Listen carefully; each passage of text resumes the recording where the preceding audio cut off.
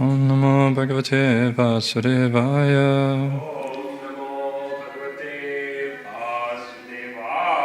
Om Namo Bhagavate Vasudevaya.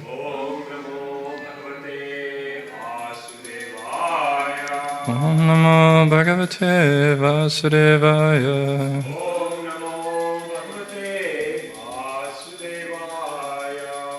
Okay, Hare Krishna. Today we are reading Srimad Bhagavatam, Canto 3, Chapter 26, Fundamental Principles of Material Nature, Text 10. Shri Bhagavan Uvacha Yatta Trigonam Avyaktam Yatta Trigonam Avyaktam. Oh. But they wrote a different verse actually. On the top it says 10. I think they wrote the next one, or what is it?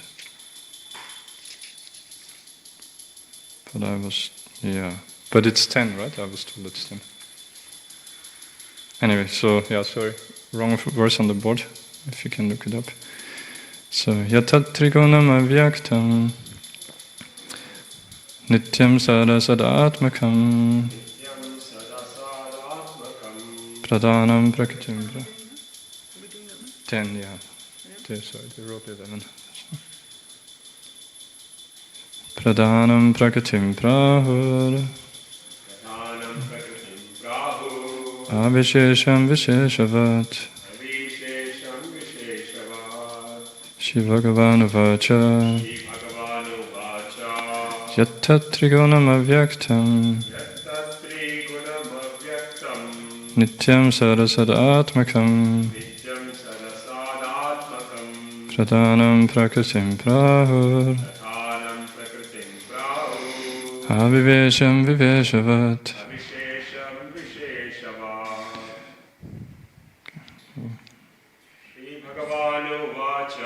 Shri Bhagavan Uvacha Yatat Trigunam Avyaktam Nityam Sadasadatmakam Pradhanam Prakatim Prahu Avishesham Visheshavat. Okay. Mataji, you want to try? Okay. No problem. So, word to word, Shri Bhagavan Uvacha. The Supreme Personality of Godhead said. Yat, now further. Tat, Trigunam, combination of the three modes. Avyaktam, unmanifested. Nityam, eternal. Sat Asat Atmakam, consisting of cause and effect. Pradhanam, the Pradhanam. Prakritim, Prakriti. Prahu, the call. Avishesham, undifferentiated. Visheshavat, possessing differentiation. Okay, translation and purport by His Divine Grace, Abhacharanda Bhaktivedanta Swami Srila Prabhupada ki Jai. Translation. The Supreme Personality of Godhead said, the unmanifested, eternal combination of the three modes is the cause of the manifest state and is called Pradhana. It is called Prakriti when in the manifested stage of existence. Purport. And it's right now we are quite technical topic, so don't feel too bad if you don't understand everything. I also don't understand fully. So, purport. The Lord points out material nature in its subtle stage, which is called Pradhana, and he analyzes this Pradhana. The explanation of Pradhana and Prakriti is that Pradhana is the subtle, undifferentiated sum total of all material elements. Although they are undifferentiated, one can understand that the total material elements are contained therein, When the total material elements are manifested by the interaction of the three modes of material nature, the manifestation is called Prakriti. Impersonalists say that Brahman is without variegatedness and without differentiation. One may say that Pradhana is the Brahman stage, but actually the Brahman stage is not Pradhana. Pradhana is distinct from Brahman because in Brahman there is no existence of the material modes of nature. One may argue that the Mahatattva is also different from Pradhana because in the Mahatattva there are manifestations. The actual explanation of Pradhana, however, is given here. When the cause and effect are not clearly manifested, avyakta, the reaction of the total elements does not take place, and that stage of material nature is called Pradhana. Pradhana is not the time element because in the time element there are actions and reactions, creation and annihilation. Nor is it the jiva or marginal potency of living entities or designated conditioned living entities, because the designations of the living entities are not eternal. One adjective used in this connection is nitya, which indicates eternality. Therefore, the condition of material nature immediately previous to its manifestation is called pradhana. Om Jnanatim Randasya Granjana Shalakya Chakshurun Meditam Yana Tasmai Shri Gurave Namaha Shri Chaitanya Manobhishtam Sthapitam Yena Bhutale Swayam Rupa Gadamayam Dadati Svapadantikam Vandeham Shri Guru Shri Uttapakamalam Shri Gurun Vaishnavamscha Shri Rupam Sagrachatam Sahakana Rakunatam Vitam Tam Sachevam Sadvaitam Savadutam Parichana Saitam Krishna Chaitanya Devam Shri Radha Krishna Padan Sahakana Dalita Shri Vishakhan Vitamscha He Krishna Karuna Sindhu Dina Bandhu Jagatpate Gopesha Gopika Kanta Radha Kanta Namostate Tapta Kanchana Gaurange Radha Vrindavaneshwari Vrishabhana Sutereve Pranamame Hari Priya Ancha Kalpatarubhyascha Kripa Sindhyabhevacha Patitanam Pavanebhyo Vaishnavebhyo Namo Namaha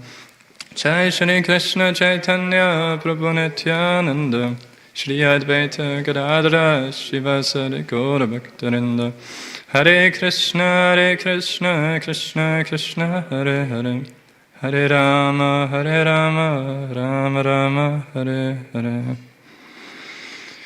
Hare Krishna, thank you for coming this morning, Srimad Bhagavatam class. So, yeah, we're right now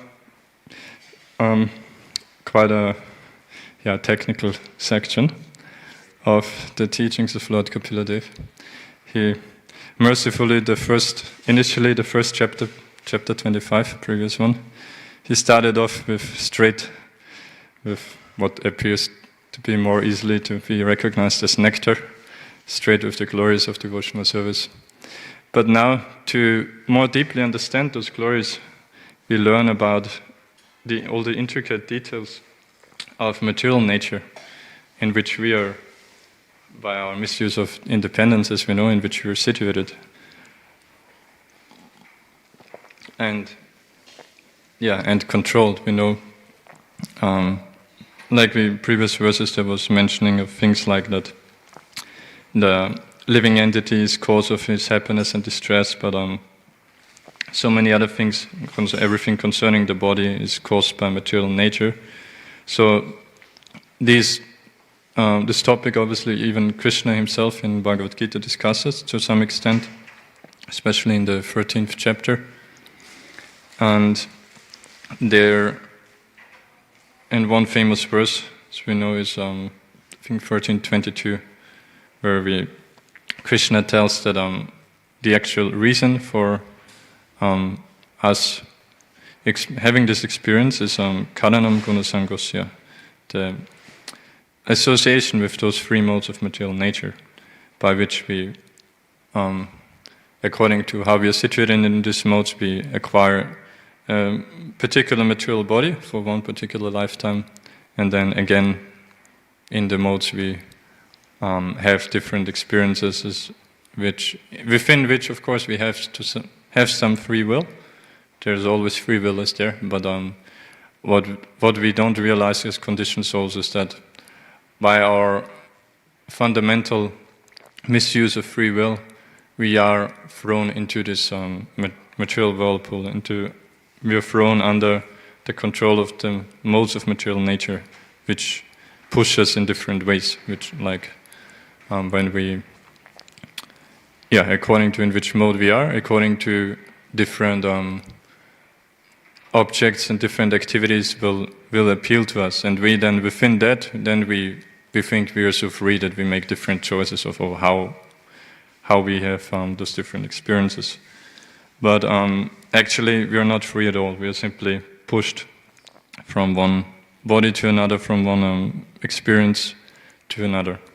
Like my Guru Maharaj, His Holiness Devamrita Swami Maharaj, he likes to give the example of how foolish it would be, like in terms of that the conditioned souls that we think ourselves free and independent, would be similar as if you consider on like football or any sports game where a ball is used, that if you think yourself into the situation of the ball, that you think, I'm so free, I'm flying from here to there, and so have such nice experience. But if he doesn't realize that, how is he flying? He's falling, crashing down, and then being kicked by the next person, again flying, thinking himself so free, and then again until being kicked by the next person. And that's what's happening to us in material life. That we like to think ourselves free and independent of Krishna. That's why Krishna created this whole manifestation, as we hear here in quite detail how this creation takes place. But in fact, we are simply being kicked by material nature, as Prabhupada many times would also explain. So but also it is, even though we may not be able to fully understand all the technicalities, like here today we hear about the distinction of the very beginning of creation in terms of the material nature, how it manifests ultimately to the manifest state as we see it now. How we know there's the Mahatattva, there's Pradhan, and Prakriti, and so today we hear distinction of those. And also Prabhupada explains, one might argue that Pradhan is just like Brahman, because initially everything comes from Brahman, which is the Lord's bodily effulgence, the Brahmajyoti. But Brahman is fully spiritual, whereas Prabhupada explains here, Pradhan then is not spiritual, it is material, but even though it's mentioned here also as Nitya, as eternal. Because we know material, there's innumerable, practically unlimited living entities, and we all have free will, and so there will always be someone who wants to misuse that free will. So there will always be a material world. And so that's why, Pradhan is actually eternal, even though material in terms of being existing simply for the material world. And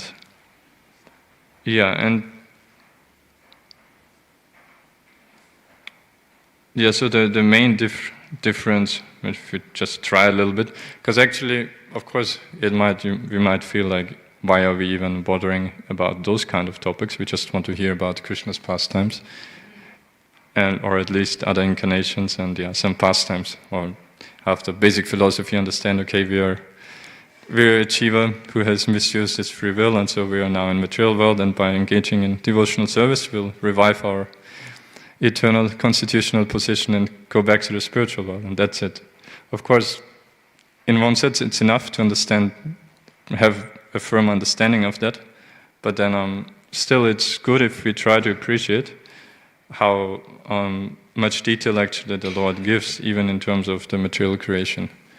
Whereas, like, if we consider scriptures of other scriptures outside of the Vedic system, I mean, how much knowledge is there? Like in the Bible, we hear things like that. The Lord, He just said, "Let there be creation," or like let there be light, let there be this and that, and so it happened.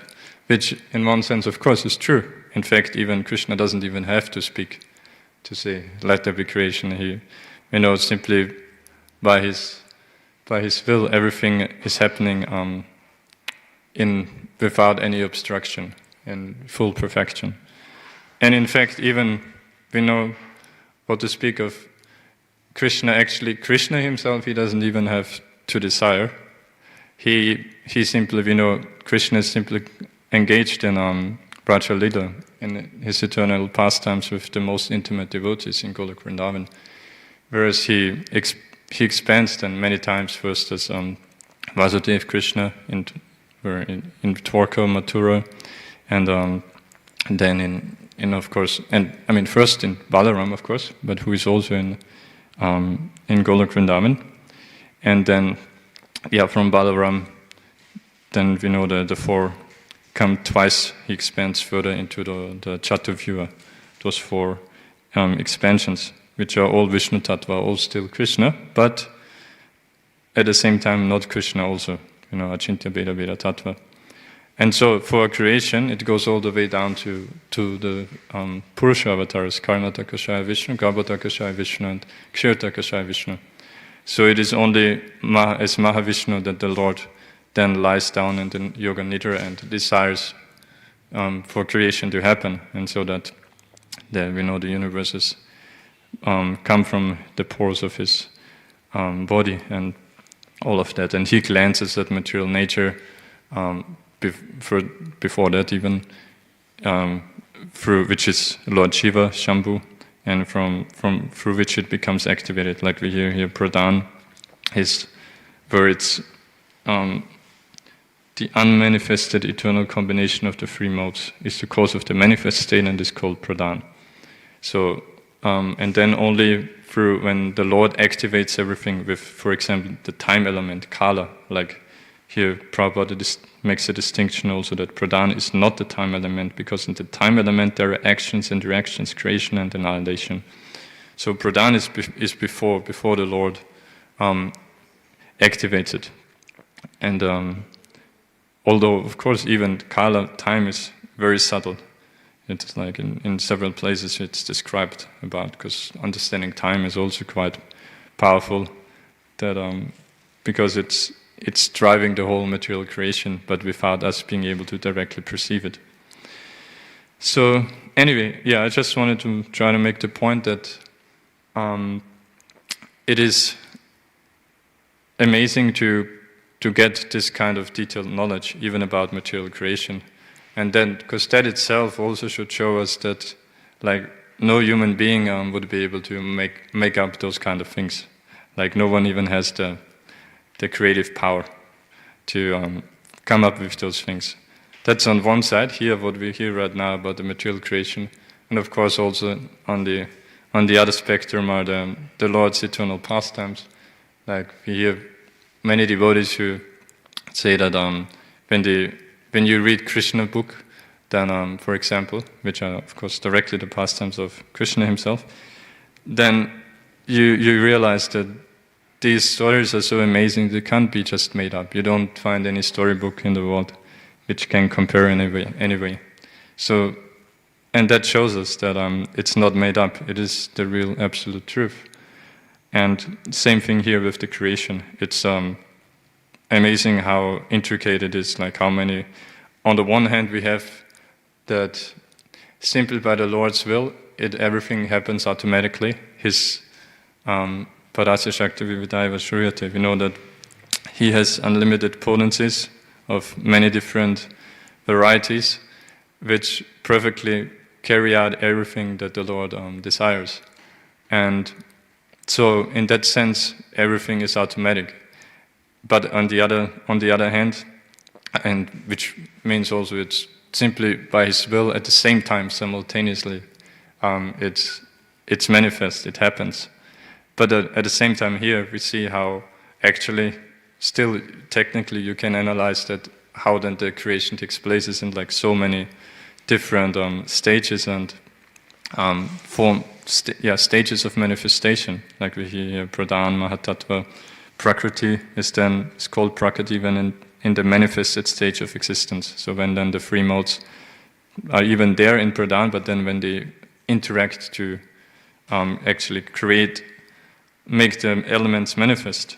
It's like I mentioned, the many elements are there before also, but in a subtle stage, and then more subtle. Even in this universe, we know it's covered, every universe, by the 7 layers, and they're also the material elements. Obviously, they are right here.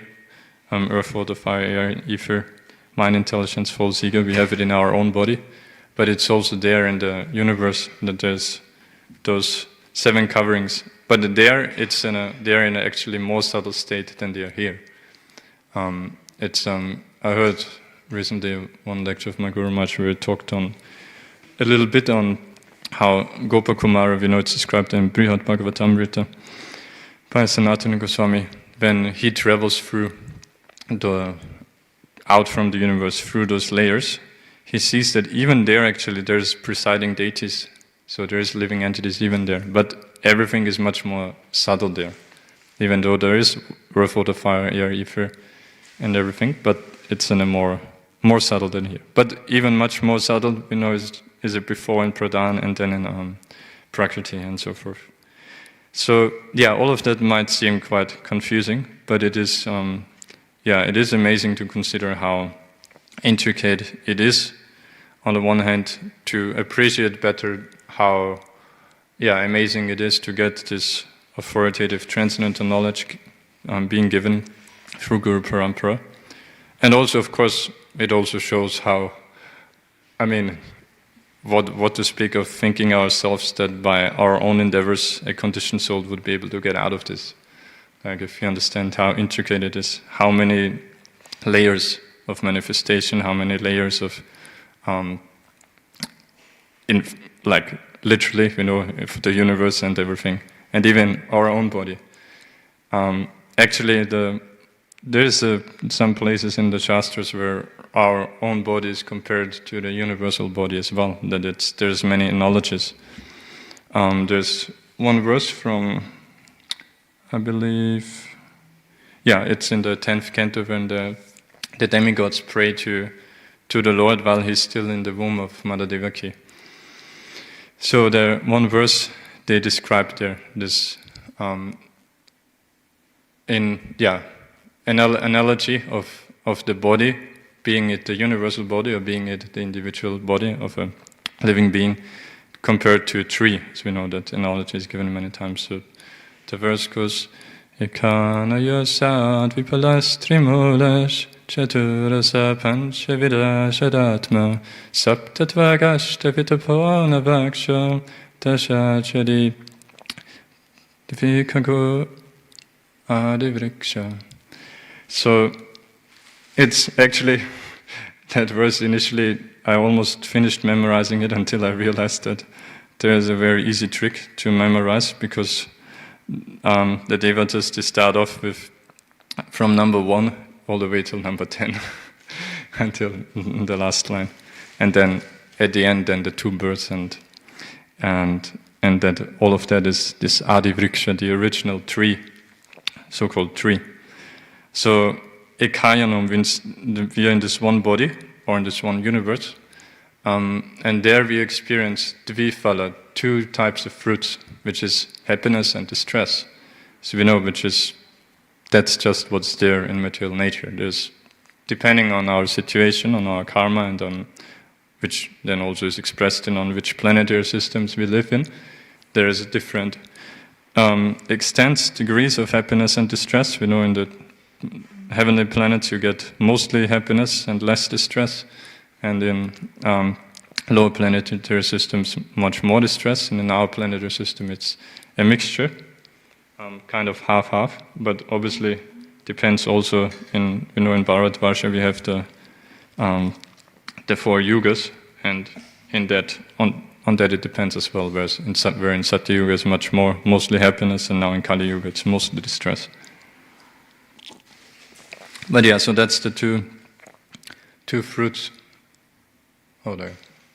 This clock doesn't work. Right. So, yeah, maybe we come back to that. I heard from Guru Maharaj also. He likes to speak on that topic quite a lot also. So Dvifalas and then three mulas. Mula means root or soul, like of the base. So this tree is based on what? On the three modes of material nature. Krishna also explains that again, I think in 13th chapter of Bhagavad Gita. And so it's based on the three modes, three mulas. Then Chatu Rasa means the four kinds of tastes, rasa, we know. And what is that?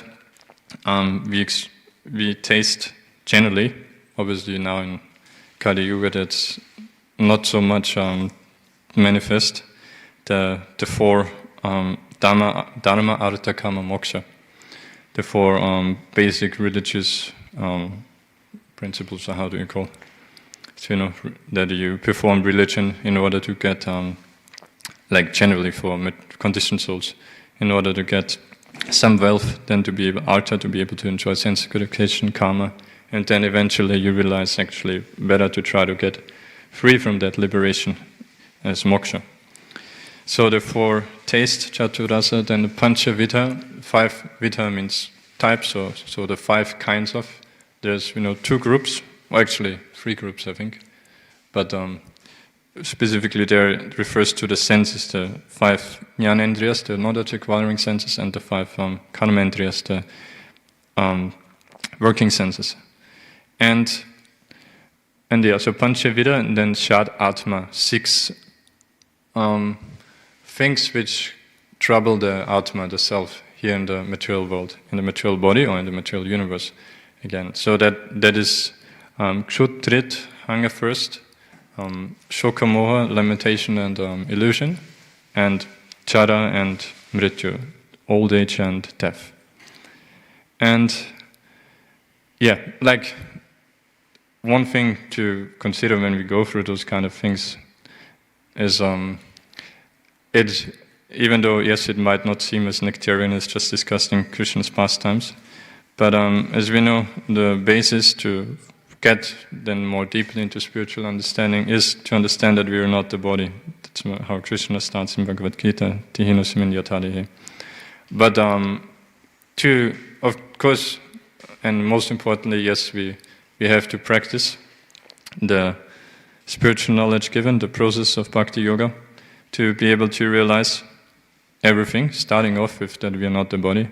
But also, part of that is to engage our intelligence in trying to understand the scriptures, and verses like this show us that in more detail that yes, how I'm not this body, how this body can be compared to so many things, like compared to like here to a tree, in terms of so many things.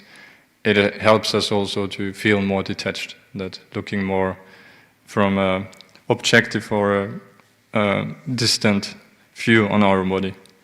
So yeah, so we were Shad Atma, then Saptatvak means 6 layers, coverings, which we discussed already before in terms of the universe, and also in terms of the body. It's explained to be bones, so semen, bone marrow, bones, skin, obviously, blood, I think muscle, and what's the 7th? Can't remember now exactly. Maybe bile? No, yeah. But yeah, the analogy is given to 7 different coverings of the body that because after all we are the soul inside. Of course, even covered by the subtle body, mind and intelligence, and then those are referring to the gross body. So Saptatvak, then Ashtavitapa, that's the 8. Maybe someone can guess that. Krishna explains that in 7th chapter also, beginning, famous verse, that Pumira Punadovayu Kamano Buddharevacha Ahankareti Yamme Pinna Prakitir Ashtada, where Krishna says those 8 separated material energies are the what we generally call the actual elements. The Pancha Mahabhuta, the 5 gross elements, and then the 3 subtle elements. So earth, water, fire, air, ether, the gross elements, and mind, ego, false ego, and intelligence, the subtle elements. And as we said, that's in our individual body and also in the universe. And then Navaksho is 9 holes, or in Gita, Krishna calls it the 9 dvaras, Navadvara, the 9 doors or gates of the body, which we know is 2 nostrils, 2 ears, the mouth, 2 eyes, so most of them are on our head, and then the two on the lower part of the body. So the 9 dvaras, and then Dasha Chadi, the 10 Chadi means it's compared to the leaves of the tree, and they are flattering the wind. So that's compared to the 10 kinds of air, life air that we have. I believe Srila Prabhupada explained. It's not directly, Krishna doesn't speak it directly in Gita, but Prabhupada, perhaps in 6th chapter, I think he talks about the different types of airs also when he explains Ashtanga Yoga. So, and then Dvikago, there's 2 birds in this tree. So you know the individual soul and the super soul. The individual soul trying to enjoy the fruits, the Dviphala, as we discussed, happiness and distress, and the super soul which simply witnesses as the overseer and permitter, waiting for the bird to stop trying to enjoy those material fruits and turn back to him to enjoy spiritual life. So, that's in terms of trying to appreciate our situation in our body and in this universe, which we're discussing here in this section of Srimad Bhagavatam. And also, I'll briefly, there's another verse I told it one time before, which is Narada Muni, I think he's speaking that to Maharaj Yudhishthira towards the end of 7th canto, where he tells about then when you should leave that body. Because, and we saw that obviously dramatically exhibited in perfection recently by His Holiness Kadamba Swami Maharaj.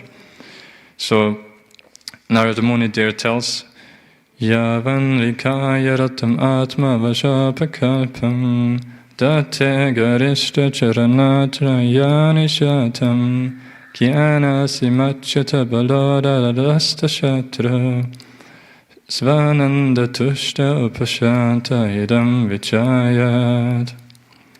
That idam vichayat, this giving up this body, when should we do that?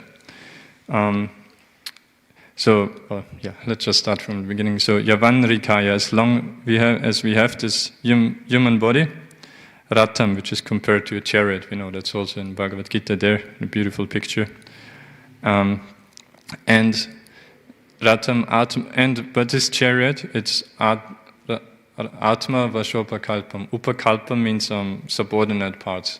Like there's the body, yes, one body, but it consists actually of so many parts. We know of different organs, of our different senses, and all of so many cells, and ultimately molecules and atoms our body is made of. So, and so many of these, or most of these parts, they are not actually under our control, Atma Vasha. And so as long as we are in such a body, which is actually not under our control, largely speaking, so what should we do then? Then we should, Date Garishta Charanachanaya. We should, the Garishta, our superiors, especially the spiritual master, we should serve them Achanaya.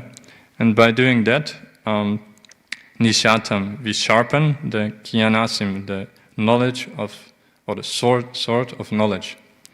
And this sort of knowledge, we can't hold directly. It's Achyuta Balo, by the strength or by the mercy, strength of the mercy of the Lord. You know, especially it's given that Lord Balaram is the one who gives us the strength to hold the instructions given by Krishna. So by that strength, by that strength we can cut down all the enemies of the conditioned souls, which are, there's just those six.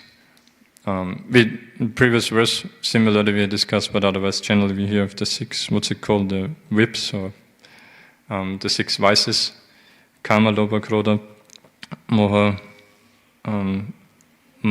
Matsarya, envy, and what is the sixth one? But yeah, anger, greed, lust, envy, illusion, and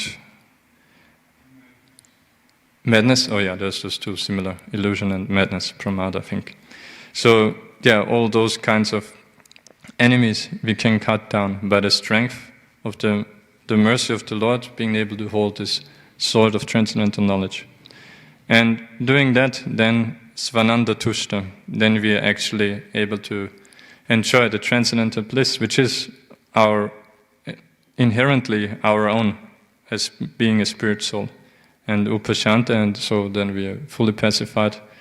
Even while being in this body, we can be fully pacified of all those material things happening to our bodies. And when we're at that stage, then we are actually ready to idam vichaya, to give up this body. Otherwise, we shouldn't give up the body. Because this human body, we know it is very special. It gives this facility for spiritual realization, for engaging in devotional service. And because obviously most people don't even have any idea of that there is a next life, and then that there's law of karma and all those basic things. But yeah, actually, we should not allow us to being kicked out of the body until and unless we get deep spiritual realization, which souls like Kadambakana Swami Maharaj is obviously are special, not ordinary conditioned souls, but who were sent to assist Srila Prabhupada's movement. But still, he exhibited it so amazingly how that perfection can be, and to how powerful that is. That most people, we don't have to go through such intense experiences in terms of the material body, like Maharaj did, with suffering from cancer for over a year, right? I think last got it, but yeah, he exhibited so amazingly how even with taking serious treatment and continuing still until whatever tiny bit of energy was left in the body to give us Krishna consciousness through his kirtans and through his talks. Like a week ago when Isvaresvara Prabhu was giving the class here, afterwards I briefly spoke to him because he mentioned also about Maharaj, about his fine, and he told me then that his I forgot which devotee it was who was with Maharaj then, who saw him. But when, I guess most of us, we watched the final message that Maharaj gave. And but that one devotee who was with him there, so that actually Maharaj immediately after giving that message, that video recording, that he just completely collapsed, and any inch of energy was gone. Because, yeah, actually he wouldn't have, ordinarily speaking, never have been in a condition where he would have been able to give such a talk still. But still he did, because such exalted devotees, we know when they have an intense desire to do something, then Krishna will enable to do it, even though it's ordinarily actually completely impossible. So Maharaj did that. We know he had 80 tumors or so towards the end. We heard devotees saying that he was still leading kirtans in such a condition also, and all those kind of things. And what struck me most about hearing that message, because first he explained beautifully the pastimes of how Maharaj Parikshit was chastising Kali, and from that Srila Prabhupada formulated the 4 regulative principles. And so he is appealing to us how to appreciate that the process given by Srila Prabhupada is so simple but so sublime, and that if we simply stick to that process sincerely, then Maharaj personally assured us that we will achieve perfection in spiritual life. But yeah, what I find so amazing there is that generally we may, like after such a personality leaves, then devotees, we try to console each other by meditating on those points, that understanding, yes, he was such a great devotee, so he would have gone back to Godhead, he would be with Krishna, either in the spiritual world or in a mission somewhere here, Srila Prabhupada. So that having that assurance and that when we will be with him if we sincerely follow all of that. But Maharaj there directly speaks it to us, right? And you can see and feel that it's not, it's fully realized. Which is obvious in many ways, even from, it's actually humanly impossible what Maharaj did there. And then, how he's speaking, deeply appealing, trying to appeal to us that, yes, please just follow me. I'm there, and he directly tells, right, I'll be waiting on the other side. So, in that sense, I was thinking, the disciples of Maharaj, they couldn't be more fortunate than that in terms of having such direct assurance of the spiritual master. And though, of course, it's painful that he left so rather early. But, so obviously that's something we can't aim for, perhaps, to that level in this lifetime, but still, we should have firm determination not to leave this body before we have significant realization of the mercy of Srila Prabhupada, of Shri Shri Radha Gopinath. So, I'll just finish quickly with 2 points, perhaps. One is, because in terms of understanding here how intricately we are engaged in this material body, in this material world, there's one nice pastime of, currently I'm reading in 10th canto, Srimad Bhagavatam, of Krishna leaving Vrindavan. So one of the last pastimes, and actually the very last demon which was sent by Kamsa to Vrindavan, trying to kill Krishna there, was Vyomasura. And he came in the guise of a cowherd boy when the Krishna, Balaram, the cowherd boys were playing. And they were playing a game where I'm not sure what the specific name is in English of the game, but where they would play the roles of thieves and of cowherds, and who is the third then actually? Thieves, shepherds. Oh, okay. Thieves, shepherds, and the sheep themselves. So, and as they played that game, Vyomasura, disguised as a cowherd boy, joined them as a thief, and so he stole all the cowherd boys playing the role of sheep, and one after the other, and he threw them into a cave and locked that cave with a big boulder, and until there was only like 4 or 5 cowherd boys left, then Krishna realized, obviously, in terms of pastime, that's like one beauty of his pastimes, as we know he's omniscient. Yeah, that's one thing I heard yesterday also from my Guru Maharaj, also mentioning in 6th canto, when the demigods pray to the Lord, then after Vritrasura, the Chitraketu Maharaj, taking birth, is this form of this powerful demon who covers the whole sky. Then the demigods, when they pray to the Lord, one of the things how they glorify him is that he's avismritaha, which means he's not to be astonished by anything, because he's omniscient. We know there's nothing that can surprise him, and that's in that way. But then Guru Maharaj explained in terms of his Aishvarya, but in terms of the sweetness of his lila, he does enjoy being surprised, being astonished, vismritaha, which we see in many pastimes. And like famously in the Aghasura pastime, where he apparently doesn't know what to do when all the cowboys enter the mouth of Aghasura. And yeah, Guru Maharaj explained it's just as when the perverted reflection of that we see in material life, we also like to play games, solve some puzzles, crossword puzzle or whatever.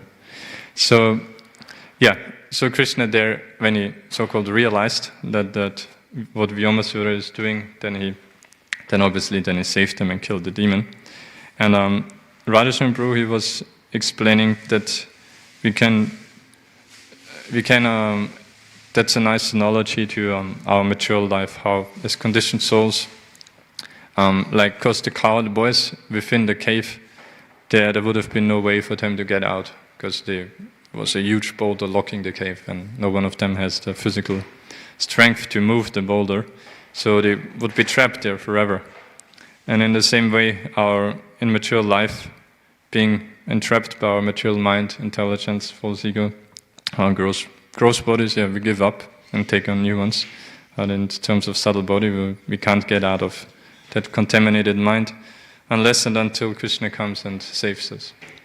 So, that's beautifully shown there.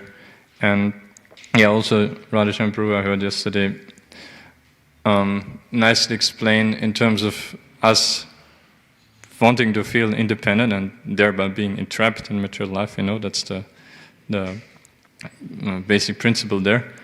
That actually he talked about the super soul there, and he gave two nice analogies of why we are not able to actually see Krishna, see the super soul, why we only see matter and identify ourselves with that. So one example he gave is that he said one time a teacher was asking her students about showing some dollar note or some note. No, not dollar. It must have been some Indian rupees. A note, and asked, and then so she showed it to them, and then she asked them, "What did you see?" And they just said, "Yeah, we saw it. So 10 rupees or whatever. They only saw the value." And she said, "You didn't see a person there?" They said, "Oh yeah, maybe there was some old man, maybe with glasses." But no one of them was able to tell that actually looked that on this note there's a large picture of Mahatma Gandhi. So, and Prabhu explained that. So why weren't they able to see Mahatma Gandhi, who was right there where they were looking? Because they only looked at the money in terms of seeing only the value. In other words, seeing only, oh, this is worth that much, so I could buy this and that, I could enjoy it in this way. But and in the same way, Prabhu explained that we don't see Krishna, we don't see the super soul, as long as we look at the material world with this enjoying tendency of looking at things for our enjoyment. Then we can't see the actual person who is right there with us, who is right there everywhere. And similarly explained that he showed actually in the video of a little child starting to learn riding a bicycle, but not actually being able to ride it, but just walking like that and sitting. and the father being like from behind like that, holding the handle on one side, and so balancing the bike so that it wouldn't fall over. But the child being fully absorbed and thinking that I'm driving the bicycle and not even looking at the father. So in the same way we are in this material life, I'm this body, I'm doing everything, not seeing that actually there's our eternal Father who is behind everything, who is holding us, who is doing everything for us, sanctioning and facilitating everything. So I guess I'll have to stop there.